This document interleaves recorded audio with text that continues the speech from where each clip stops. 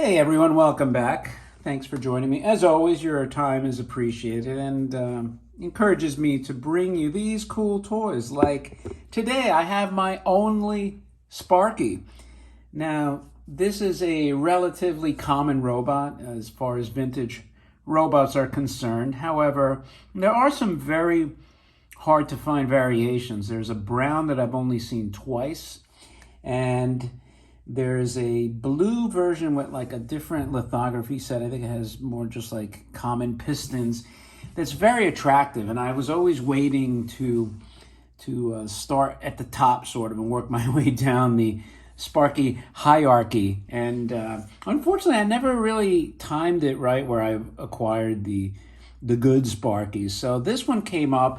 It was like a buy it now opportunity for like $200. And I said, it's really nice condition. Look at it. It's very glossy all around.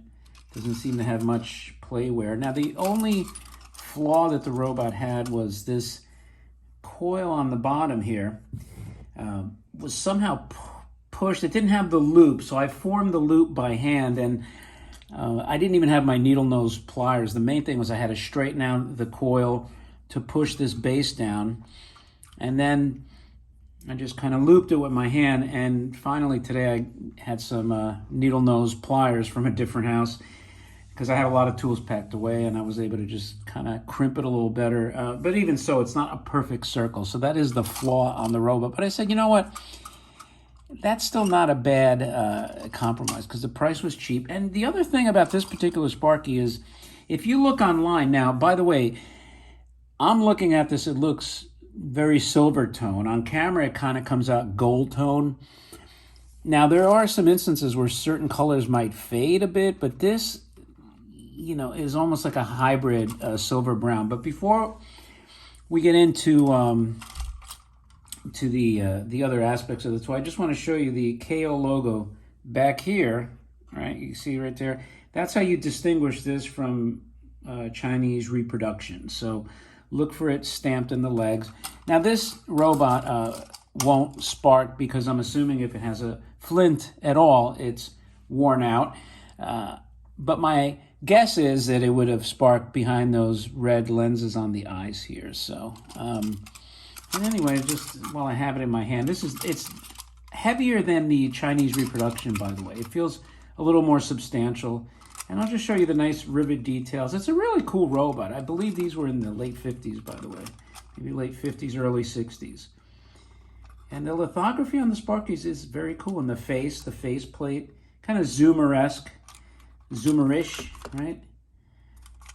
They bother to add details in all these areas. And of course, the rivet details always look cool, and these venting and things like that. So, and the mouth design is pretty cool too. Is there a gel behind that mouth? Yeah, so you could tell somewhere along there should have been sparking, but I'm sure this is long since expired. But anyway, let's wind this puppy up.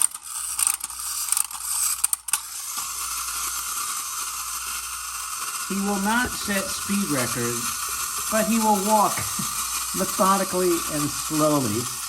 And look at his feet movement there. At least he's not slipping, right? It's very purposeful. He gets grip, he gets traction. I think part of that is the weight, too.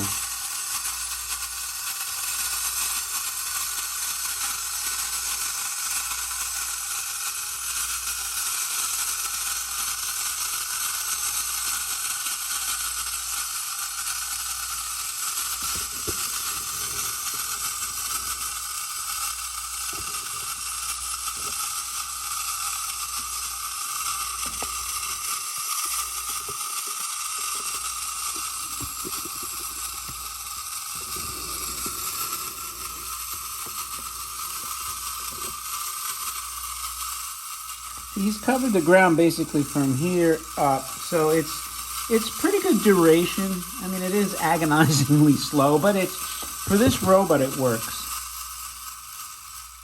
The grinding of the gears, the motor sound, it had the spark effect to go with it. Right now, it would be the trifecta, along with the movement. The movement, the sound, and the sparking all together.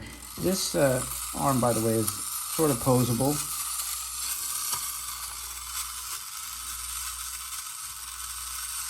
He's still chugging along there.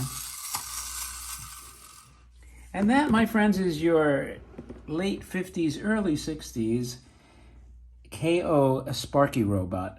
If you like this kind of stuff, I always encourage you to subscribe. Thumb up the video so it helps other collectors find it. It helps these dreaded algorithms and all these other good things, or bad things, if you will. And, leave any remarks that you wish to contribute. And anything else that's on your mind. With that, thanks as always for watching, and I will talk to you later.